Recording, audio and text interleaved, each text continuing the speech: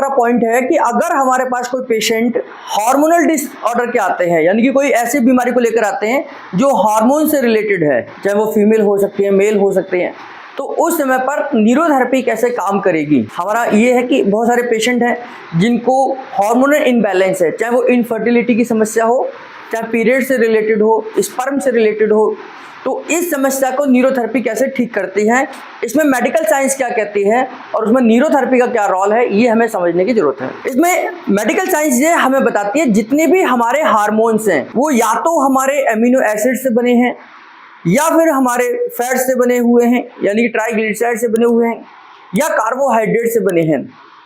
तो प्रोटीन या हमारे को फ्री फैटी एसिड से या हमारे कार्बोहाइड्रेट से बनते हैं। खास तौर से फीमेल के अंदर या मेल के अंदर जितने भी हमारे सेक्सुअल हार्मोन्स हैं, चाहे वो एस्ट्रोजन हो, प्रोजेस्टेरोन हो, टेस्टोस्टेरोन हो, ये जो हार्मोन है इनको हम स्टेरॉयड हार्मोन कहते हैं। अगर इनफर्टिलिटी अगर किसी को हो रही है या पीरियड से रिलेटेड किसी फीमेल को दिक्कत हो रही है, इसका मतलब कहीं ना कहीं उसका प्रोजेस्टेरोन या एस्ट्रोजन गड़बड़ है। और अगर मेल के अंदर इनफर्टिलिटी हो रही है तो उसका मतलब है कि उसके बॉडी के अंदर टेस्टोस्टेरोन गड़बड़ है, क्योंकि टेस्टोस्टेरोन ही स्पर्म को बनाता है। तो स्पर्म की क्वालिटी और क्वांटिटी को ठीक रखने का काम टेस्टोस्टेरोन करता है। और एग का फॉर्मेशन प्रॉपर तरीके से हो, एग मैच्योर होकर फॉर्मेट होकर निकले और फिर बाद में रैप्चर हो और पीरियड्स आए या वो कंसीव होता है, फर्टिलाइज होता है, तो किस तरीके से उसकी देखभाल होगी।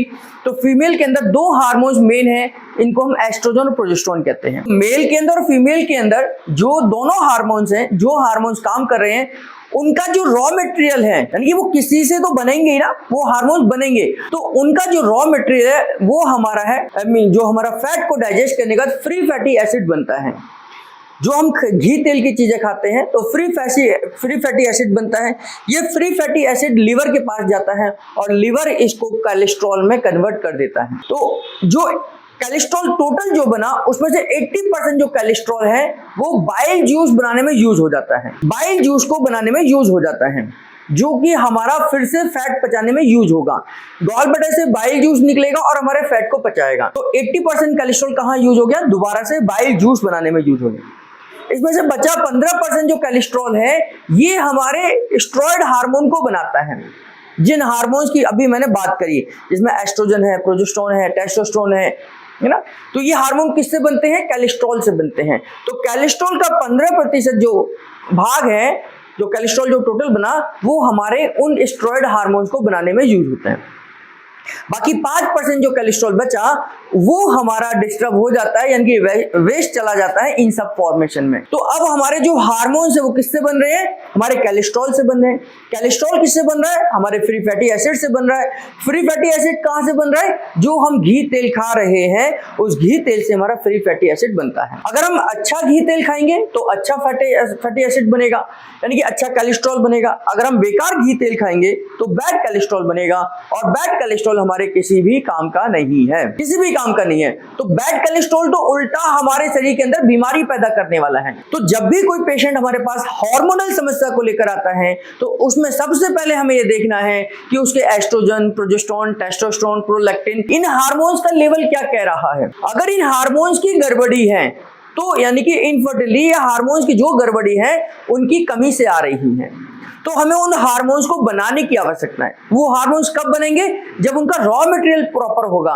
तो रॉ मटेरियल क्या है कि हमें घी तेल को डाइजेस्ट करना है और पेशेंट को बताना कि अच्छी क्वालिटी का घी तेल खाएंगे तो आपके अच्छे कोलेस्ट्रॉल बनेगा और अच्छे कोलेस्ट्रॉल से ही अच्छे हार्मोन्स बनते हैं। हम बाजार का तला हुआ घी खा रहे हैं, हम ब्रेड पकौड़े खा रहे हैं, समोसा खा रहे हैं, एक बार कभी खा लिया कोई दिक्कत नहीं है, समस्या नहीं करेगा। लेकिन अगर हफ्ते में 4 बार खा रहे हैं तो ये समस्या का कारण बनेगा, है ना। तो हमें कैसा घी तेल खाना चाहिए, तो आपने सुना होगा बहुत अलग अलग प्रकार के घी तेल हमारे यहाँ हैं, जैसे बादाम का तेल है, अखरोट का तेल है ना, हमारा नारियल का तेल है, सरसों का तेल है। तो इस तरीके से जो बदल बदल कर हम खा सकते हैं, तिल का तेल है, जैतून का तेल है, तो ऐसे 7 प्रकार के अलग अलग प्रकार के तेल हैं, यानी कि ऑयल हैं।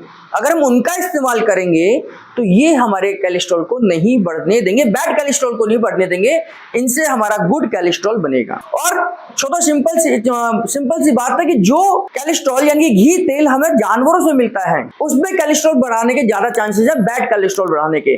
जो घी तेल हमें यानी कि तेल हमें वनस्पति से मिलता है हमें पेड़ पौधों से मिलता है वो हमारा अच्छा कोलेस्ट्रॉल को बढ़ाता है। तो हमें जरूरत ये है कि हमारा घी तेल प्रॉपर तरीके से डाइजेस्ट हो, फ्री फैटी एसिड बने, उस फ्री फैटी एसिड से कोलेस्ट्रॉल बने और उस कोलेस्ट्रॉल का इस्तेमाल हमारे हार्मोन्स को बनाने में यूज होगा। तो न्यूरोथेरेपी इनफर्टिलिटी या हार्मोन इनबैलेंस की समस्या को भी पेट को ठीक कर कर, पेट का डाइजेशन ठीक कर कर, आपके एब्जॉर्प्शन को ठीक कर कर आपकी इन समस्याओं को समाधान कर सकती है। किसी ने अगर ये सवाल पूछा कि भाई न्यूरोथेरेपी से हार्मोनल समस्या को कैसे ठीक किया जा सकता है, तो आप उसे समझा सकते हैं, उसे बता सकते हैं कि इसका पूरा का पूरा प्रोसेस क्या है, हमारे हार्मोन्स कहाँ से तैयार होते हैं, उनका रॉ मटेरियल कहाँ से तैयार होता है और उसे हम कैसे डाइजेस्ट कर कर उसकी डाइट को सुधार कर और अपने ट्रीटमेंट की मदद से उन हार्मोन्स की समस्याओं का समाधान कर सकते हैं।